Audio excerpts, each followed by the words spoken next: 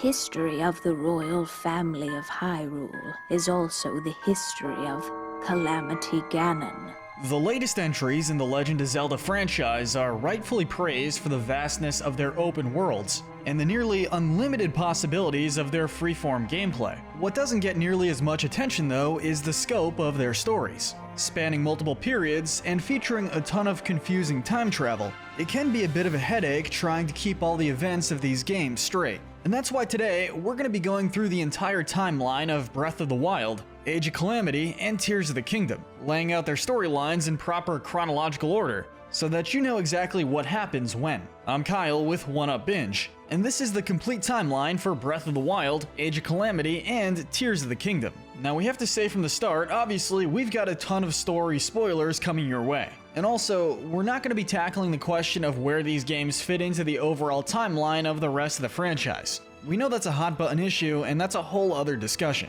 Naturally, we're going to kick things off with the earliest events in the timeline, and work our way forward. And there's nowhere better to begin than with the founding of Hyrule, or at least the Hyrule seen in these games. Many thousands of years before the events of Tears of the Kingdom, the few remaining members of the Zonai, an advanced race living on islands in the sky, descend from their home and begin to intermingle with the local population. One of the Zonai, Rauru, weds a Hylian priestess named Sonia, and the two of them found a kingdom they dub Hyrule. To aid the new king and queen in their duties, each of them carries a secret stone. These legendary Zonai artifacts amplify the inherent magical abilities of their wearers, granting Rauru power over light and Sonia over time. That's all straightforward so far, but here's where time travel starts to complicate things. At some point during the reign of Rauru and Sonia, Princess Zelda arrives in the distant past. She accidentally throws herself back in time following an encounter with Ganondorf, and is discovered by the king and queen. The pair note that Zelda is carrying a secret stone, and they deduce that she is their descendant.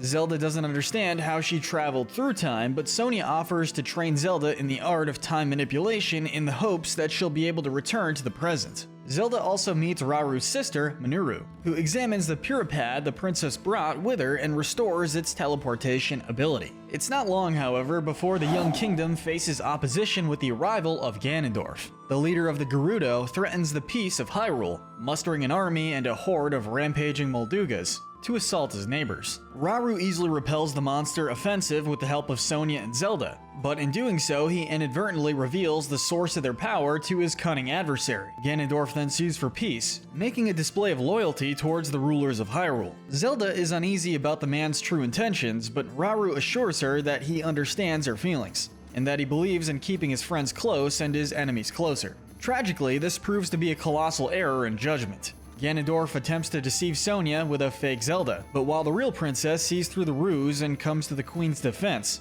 she's too late to stop Ganondorf from murdering Sonia. The Gerudo king claims his victim's secret stone for himself, and with its power, Ganondorf transforms into the Demon King. Rauru arrives and moves to attack the villain, but Zelda convinces him that they need to retreat with Sonia's body. She uses the Puripad to transport all of them to temporary safety, leaving Ganondorf free to pursue his ambitions of conquest. Rauru wastes no time following this tactical retreat. He assembles the strongest warriors from around Hyrule and grants each of them a secret stone, naming them all sages. He, Zelda, and the 5 sages confront Ganondorf and his armies in what becomes known as the Imprisoning War. The Demon King's power proves too strong for them and he repels their attacks, but Zelda is able to distract him long enough to give Rauru an opening. The Zonai King uses the last of his strength to drain Ganondorf's power and seal him away, reducing him to a mummified husk. The cost of their victory is high, but Zelda endures, more determined than ever to discover the reason for her journey into the past.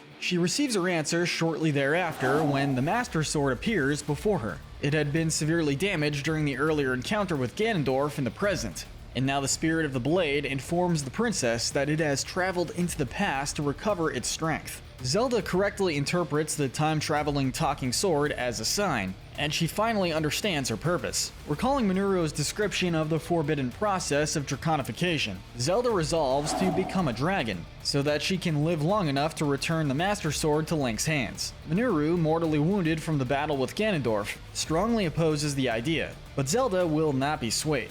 Understanding her role, Minoru then transfers her spirit into the Puripad so that she can assist the destined hero in the future. With that taken care of, Zelda takes hold of the Master Sword and swallows her secret stone, calling out to Link to protect Hyrule as she ascends into the heavens as the Light Dragon. Dramatic though Zelda's ascension might be, she ends up missing out on a bunch of crucial history. At some point after the imprisoning war, but still thousands of years before the present, the Sheikah emerge in Hyrule. The clan possesses highly advanced technology similar to the Zonai, and also like the Zonai, they live and work alongside their Hylian neighbors. They master the secrets of teleportation, object manipulation via runes, and unparalleled security thanks to their guardian robots and the colossal divine beasts. Sheikah monks establish shrines throughout Hyrule, waiting to pass their ancient secrets onto a worthy hero. All that shiny new tech is about to come in handy too, because 10,000 years before Breath of the Wild, Hyrule is beset by the first great calamity. A monstrous manifestation of Ganondorf's malice terrorizes the kingdom.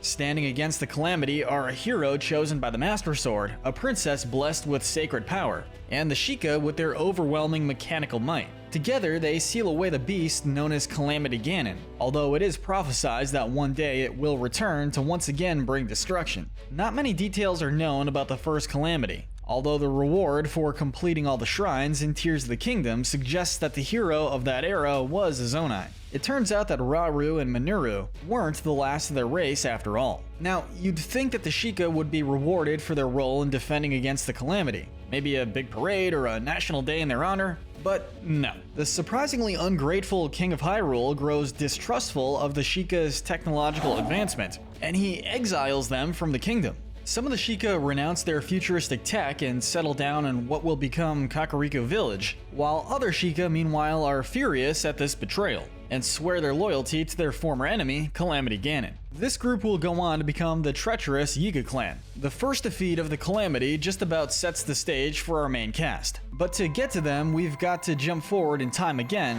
about 9,900 years to be precise. It's in this time period, a century before Breath of the Wild, where Link and Zelda of these games originate. Link is a commoner who displays exceptional swordsmanship even at a young age. He successfully pulls the Master Sword from its pedestal as a preteen, and this achievement combined with his growing skill lead him to be knighted and named bodyguard to Hyrule's princess. Zelda grows up curious about ancient technology, and even has a small Sheikah guardian named Teriko as a companion for a time. After her mother's untimely death, however, King Rhoam confiscates Teriko, viewing Zelda's interest in tech as a distraction. She grows up under the weight of her father's expectations for her future. These expectations are about to grow even heavier, however, as a fortune teller predicts the return of the Great Calamity, prompting the king to prepare for this catastrophic event. Excavations throughout the kingdom unearth the Sheikah technology that had been buried for thousands of years, and give the king additional clues as to what will be necessary to defend Hyrule. He gradually assembles a force similar to the one that opposed the Calamity in the legend. An army of ancient guardians, 4 divine beasts with champions handpicked from each race to pilot them, and Link as the hero carrying the sword that seals the darkness, the Master Sword. The one missing element is the princess blessed with sacred power, as despite immense pressure from her father, Zelda has so far been unable to unlock this ability. She contributes what she can to the coming war effort through her scholarly research, although her father disapproves of her work. Additionally, Zelda's relationship with Link is initially a rocky one. She resents the young hero for his seemingly effortless skill, and only comes to appreciate his devotion as they spend more time together.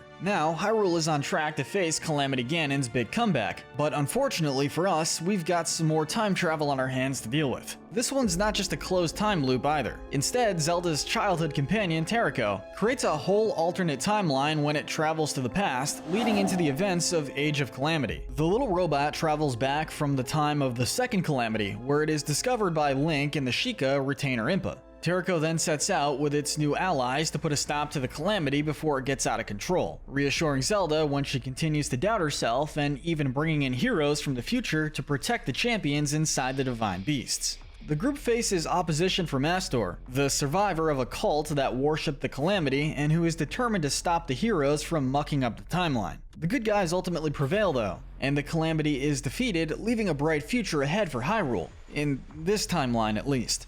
Sadly, that's not at all the case in the main timeline, in which Hyrule suffers the Second Great Calamity. Learning from his previous failure, Calamity Ganon's malice takes over the Sheikah Guardians and commands them to attack Hyrule on the eve of Zelda's 17th birthday. He also manifests as the four Blight Ganons, which attack and kill the champions before they can join the fight in the Divine Beasts. Hyrule Castle and the surrounding town are devastated in the Guardian assault, and King Roam is killed. Link and Zelda retreat to Fort Hateno, and while Link valiantly fights off an army of Guardians, he is severely wounded in the process. It is then at last that Zelda's true powers awaken, purging the Guardians of Ganon's malice and saving Link from certain death. The princess leaves him to her Sheikah allies, who bring him to the Shrine of Resurrection on the Great Plateau to recuperate from his injuries. Zelda meanwhile returns the Master Sword to its pedestal, and she goes alone to face Calamity Ganon inside the ruins of Hyrule Castle. Now wielding the sacred power of the gods, the princess seals both herself and Calamity Ganon inside the castle, awaiting the day when the hero will awaken.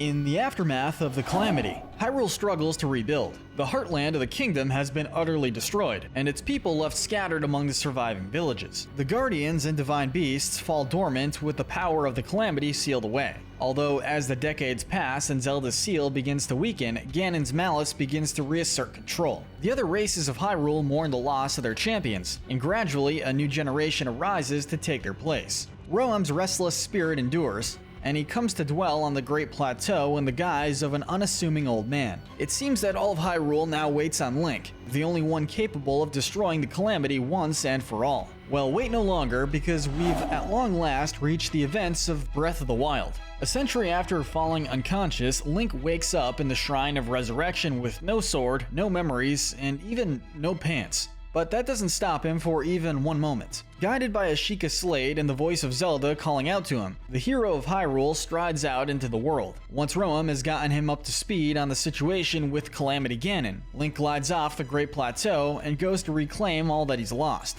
He gradually recovers his memories as well as the Master Sword, and he purges the Blight Ganons from the rampaging Divine Beasts that are wreaking havoc on their respective regions. This allows the spirits of the champions to again take command of the beasts, and they turn out to be a big help in Link's encounter with the source of the calamity deep within Hyrule Castle. He reunites with Zelda, and the two of them destroy Calamity Ganon once and for all. The spirits of Roam and the champions are finally able to pass on, and for the first time in 100 years, Hyrule looks forward to a bright new future. Well, it would, except that Calamity Ganon wasn't the real Ganondorf. He's been deep underground all this time, kept sealed away with the power of Rauru's arm. An unknown length of time after the ending of Breath of the Wild, Link and Zelda follow a trail of malevolent gloom energy and venture down into the depths beneath Hyrule Castle. There, they discover Ganondorf's body as the source of the gloom. The mummified Demon King responds to their presence, destroying Link's arm and shattering the Master Sword with an immense wave of dark energy.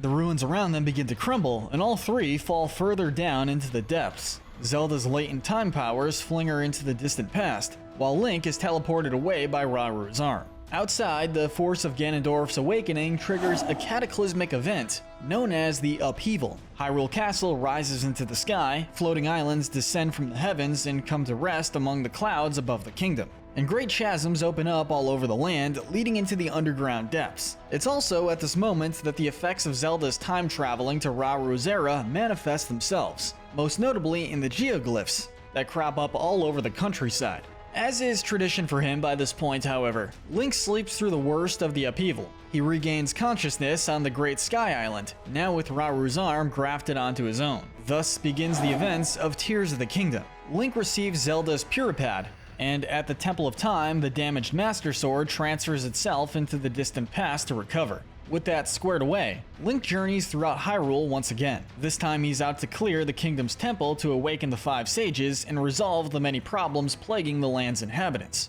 Along the way, he discovers what Zelda's been up to in the past, and he also tracks down Ganondorf's shadowy avatar, Phantom Ganon, as it roams the land sowing chaos while disguised as the princess. Eventually, Link and his allies reach the conclusion that the light dragon now soaring through Hyrule's skies is in fact Zelda, and the hero is able to retrieve the now fully empowered Master Sword from her. He then descends once again into the depths alongside the sages, waging one final battle against the Demon King. Ganondorf transforms into a dragon himself during the fight, But with Zelda's help, Link slays the monster. The spirits of Rauru and Sonia channel their power through Link and restore Zelda's human form. And once more, the pair look forward to a new dawn for the kingdom free of Ganondorf's wicked influence. So let's hope that the happy ending lasts this time.